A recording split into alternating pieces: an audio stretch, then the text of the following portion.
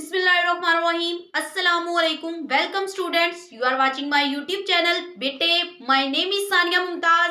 आज का जो हमारा टॉपिक है बहुत ही इंटरेस्टिंग, बहुत ही मजे का टॉपिक है। और class first year biology chapter 1 है। चैप्टर का नेम है इंट्रोडक्शन और जो टॉपिक है, टॉपिक का नेम है बायोलॉजिकल मेथड। ठीक है, बायोलॉजिकल मेथड को हम कैसे रीड करते हैं मेरा बेटा, इसमें से बहुत से इंपॉर्टेंट शॉर्ट क्वेश्चन आ रहे होते हैं। ठीक है, शॉर्ट क्वेश्चन के अलावा ये लॉन्ग में भी पूछा जा रहा होता है। ठीक है, बहुत ही इंटरेस्टिंग, बहुत ही मजेदार, बहुत ही इंपॉर्टेंट टॉपिक है। ठीक है, आज का जो टॉपिक मैं आपको स्टार्ट करवाने जा रही हूँ बहुत ही इंटरेस्टिंग है। स्टार्ट करते हैं। ओके बेटा, what is biological method? Biological method में हम दो चीजों को रीड करते हैं। ठीक है, सबसे पहले बायोलॉजिकल प्रॉब्लम। ठीक है, बायोलॉजिकल प्रॉब्लम होता क्या है? कोई ऐसा मसला, any problem associated with the living organism, जो किसी जिंदा जानदार के साथ हो। ठीक है, कोई ऐसा मसला जिसे हम जिंदा जानदार में रीड करते हैं, जिंदा जानदार के साथ एसोसिएट करके वो जिंदा जानदार के साथ लिंक करता है, उसे पढ़ते हैं। ठीक है, वो हमारे पास क्या कहलाता है? Biological problem. ठीक है, वो हमारे पास क्या कहलाता है? Biological problem.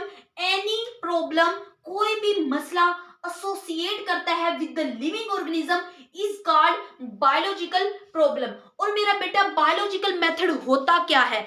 ऐसा मेथड जिसमें हम बायोलॉजिकल प्रॉब्लम जो हमें पता चलती है उसको रीड करते हैं, वो हमारे पास क्या कहलाता है? बायोलॉजिकल मेथड कहला रहा होता है। ओके, डेफिनेशन देखते हैं। Biological method, the method which is used to study biological problem, जिसमें हम क्या कर रहे होते हैं? बायोलॉजिकल प्रॉब्लम को रीड कर रहे होते हैं, वो हमारे पास क्या कहलाता है? Biological method. और बायोलॉजिकल मेथड में हम डिफरेंट स्टेप रीड करते हैं, फिर कहीं जाके ये टॉपिक हमें क्लियर होता है। और इसके डिफरेंट स्टेप होते हैं, फॉलोइंग स्टेप होते हैं जो कि बायोलॉजिकल मेथड पे बेस करते हैं। ओके मेरा बेटा, जो इसका फर्स्ट स्टेप है वो हमारे पास क्या है? ऑब्जर्वेशन। ऑब्जर्वेशन से तो आपका पहले से एसोसिएट आप लोग करते हैं, क्योंकि आप लोग साइंस स्टूडेंट हैं, आप फिजिक्स में पढ़ते हैं। ऑब्जर्वेशन का मतलब है किसी चीज का मुशाहिदा करना, और हमें पता है ऑब्जर्वेशन जो है वो 5 चीजों से बनी है। ठीक है, observation are made with 5 senses, जिसमें हमारे देखने की senses, sense of vision, sense of hearing, sense of smell, sense of touch. ठीक है, sense of vision, sense of hearing, sense of smell, sense of taste, sense of touch. मतलब हमारी जो है वो देखने की हिस्स, हम किसी चीज को देखते हैं। ठीक है, दिन है, रात है, हमें पता चल जाता है। अगर लाइट कम हो, लाइट कम है, अगर ज्यादा हो तभी हमें पता चल जाता है। हमारे देखने की हिस्स, हेयरिंग, सुनने की हिस्स, ये आवाज किसकी है? लड़की की है या लड़के की है? बारीक है या मोटी है? बच्चे की है या छोटे बेबी की है? ठीक है, स्मेल, सूंघने की, कि जो हम किस एरिया में हैं। अगर हम स्वीट वाले एरिया में हो, हमें खुद ब खुद पता चल रहा होता है कि मीठी चीज की खुशबू आ रही है। वैसे हम किसी ऐसे इलाके में जाएं जहां पे कंस्ट्रक्टेड एरिया हो, जहां पे चीजें तमीर हो रही हो, तो हमें वहां पे भी स्मेल से भी हम अंदाजा कर सकते हैं। ओके मेरा बेटा, टच, छूकर। ठीक है, उसके बाद ऑब्जर्वेशन की 2 टाइप्स होती हैं, जिसमें क्वालिटेटिव और क्वांटिटेटिव ऑब्जर्वेशन हमारे पास आ जाती है। तो क्वालिटेटिव क्या होती है और क्वांटिटेटिव ऑब्जर्वेशन क्या होती है? तो देखें बेटा, जो हमारे पास क्वांटिटेटिव ऑब्जर्वेशन है ये मोर एक्यूरेट होती है, बहुत अच्छी होती है, मेजरेबल होती है, प्रिसाइज मतलब बिल्कुल दुरुस्त होती है, और इसे हम नंबर्स में इसे हम रख सकते हैं और काउंट कर सकते हैं। देखें, more accurate, measurable, precise, recorded in numbers, जिसे हम नंबर की फॉर्म में रिकॉर्ड कर सकते हैं। लेकिन as compare to qualitative observation, qualitative भी अच्छी है, एक्यूरेट है, बट इसे हम नंबर में रिकॉर्ड नहीं करते। ठीक है, इसे हम वैल्यू में रिकॉर्ड कर रहे होते हैं। तो ये वाली चीज हमारे पास क्वालिटेटिव क्वांटिटेटिव कहलाती है, और क्वालिटेटिव जो होती है वो इतनी एक्यूरेट नहीं होती। ठीक है। उम्मीद करती हूँ इस टॉपिक की समझ आ गई होगी। नेक्स्ट का जो टॉपिक है वो हमारे पास है हाइपोथेसिस। जब मेरा बेटा हम किसी चीज को ऑब्जर्व करते हैं, मुशाहिदा करते हैं, हमें उसकी क्यूरियोसिटी होती है, ये क्यों था, कैसे था, कोई हमारे पास वायरस आया है, ये वायरस कैसे प्रोड्यूस हुआ है, इस चीज को हमारा ऑब्जर्व करना, ऑब्जर्व करके फिर नेक्स्ट जो हाइपोथेसिस वाला पॉइंट होता है, ठीक है, देखें, statement made on the basis of observation. Hypothesis की डेफिनेशन ये होती है कि जो हमारी ऑब्जर्व से कोई स्टेटमेंट बनती है उसे हम क्या कहते हैं, हाइपोथेसिस कहलाती है। मतलब कोई चीज हमने ऑब्जर्व की है, ठीक है, उसके बाद हम बोल रहे हैं ये चीज हमने ऑब्जर्व की है, ये ठीक है, ठीक है, वो जो हम इसकी स्टेटमेंट बना के अगले बंदे को दे रहे होते हैं वो हमारी हाइपोथेसिस होती है। ठीक है, हाइपोथेसिस के टू वेज होते हैं। जो फर्स्ट है वो हमारे पास डिडक्टिव आ जाता है, जो सेकंड है वो क्या हमारे पास आ जाता है, इंडक्टिव रीजनिंग। ठीक है, फर्स्ट हमारा मतलब स्टेटमेंट तो हमने बना लिया हाइपोथेसिस में, आगे हम उसकी डिडक्शन कैसे करेंगे। तो डिडक्शन में जो पहला पॉइंट बेटे बहुत इंपॉर्टेंट क्वेश्चन है, शॉर्ट के वे से डिडक्टिव और इंडक्टिव रीजनिंग में क्या डिफरेंस होता है। जो फर्स्ट है इसका पॉइंट है कि इसमें हम क्या करते हैं, जनरल से स्पेसिफिक की तरफ जाते हैं, मतलब आम से हम खास की तरफ जा रहे होते हैं, और इसमें हम इफ और देन को यूज करते हैं। इसमें हम खास से आम की तरफ जाएंगे, इसमें हम इफ और देन को यूज कर रहे होते हैं। आगे मेरा बेटा इसकी एग्जांपल है कि हम इफ और देन को यूज कैसे करते हैं। ठीक है, देखें जरा, if all birds have wings, अगर तमाम परिंदों के पास क्या होते हैं, पर होते हैं, ये आम सी चीज है, ये हमें पता है।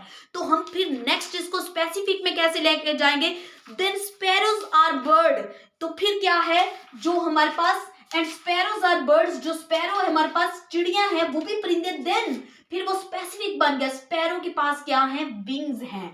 ठीक है, आगे हमारे पास स्पेसिफिक से हम जनरल की तरफ जा रहे हैं, इफ और देन सेम यूज हो रहा है।